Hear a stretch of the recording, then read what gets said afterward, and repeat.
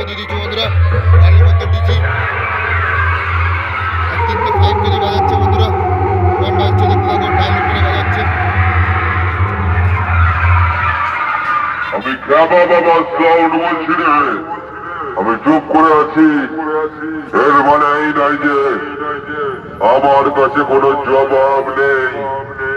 আসলে তোকে জবাব দেওয়ার মতো প্রয়োজন মনে করি না, বুঝতে পারলি?